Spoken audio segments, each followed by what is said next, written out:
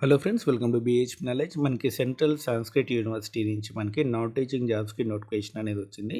ఇందులో మనకి library jobs కూడా ఉన్నాయన్నమాట. వాటికి సంబంధించి ఇన్ఫర్మేషన్ అనేది మీకు ఈ వీడియోలో ఎక్స్ప్లెయిన్ చేస్తాను. వీడియో ఎండింగ్ వరకు చూడండి. అండ్ యువత ఫస్ట్ టైం నా ఛానల్ చూస్తున్నారో తప్పకుండా సబ్స్క్రైబ్ చేయండి. అండ్ ఇక్కడ చూడండి, లైబ్రరీ అసిస్టెంట్ అనమాట. మీకు 25,500 అనేది బేసిక్ పే ఉంటుంది. మీకు 40,000 వరకు కూడా అలవెన్స్లన్నీ కలిపి శాలరీ రావడం అనేది జరుగుతుంది.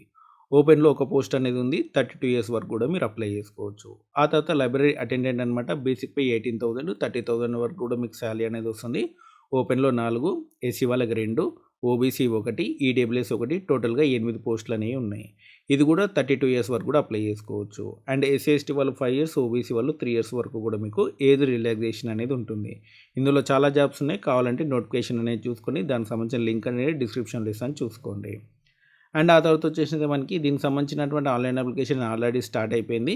16th ఏప్రిల్ వరకు మీరు అప్లై చేసుకోవచ్చు. అప్లై చేసుకున్న తర్వాత హార్డ్ కాపీ అనేది 31st ఏప్రిల్ లోపు మీరు యూనివర్సిటీ పంపించాల్సి ఉంటుంది. ఈ అడ్రస్‌కి పంపించండి. ఓకేనా? ఇక్కడ మీకు చూపిస్తున్నాను కదా, ఈ అడ్రస్‌కి పంపించండి. అండ్ దీనికి సంబంధించినటువంటి సింగిల్ స్టేజ్ ఎగ్జామ్ అనేది ఉంటుందన్నమాట. లైబ్రరీ అసిస్టెంట్ గానియండి, అటెండెంట్ గానియండి, సింగిల్ స్టేజ్ ఎగ్జామ్ అనేది ఉంటుంది. మీకు ఎటువంటి ఇంటర్వ్యూ ఉండదు. కావాలనుకుంటే స్కిల్ టెస్ట్ అనేది ఉంటుంది. మీకు టైపింగ్ స్పీడ్ అనేది చెక్ చేస్తారనమాట. Okay. And library assistant qualification వచ్చేసినట్టు మీకు బీఎల్ఐసీ అనేది చేసి ఉండాలి. And 30 words per minute typing speed అనేది ఉండాలి. అంతేకాకుండా కంప్యూటర్ నాలెడ్జ్ అనేది ఉండాలి. ఓకేనా? టైపింగ్ స్పీడ్ ఉంటే చాలు, సర్టిఫికేట్ అవసరం లేదు. ఓకే.